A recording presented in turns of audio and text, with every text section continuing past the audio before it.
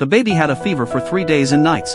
A sneeze and a nap cured him. He became incredibly strong. Lifting a calf with one hand was easy. He could even spin an elephant around. To pay the doctor, some gave a cow. The baby decided to become a doctor too. He found the doctor's stethoscope on the bed. Wearing it, he went outside with corn. He practiced on the animals. The calf ignored him, but he examined it anyway. He gave it a corn pill, and it ran energetically. A rabbit faked illness for corn. The baby examined it and gave corn to. Other animals came for treatment and snacks. The baby was thrilled with so many patients. A worried elephant had a thorn in its foot.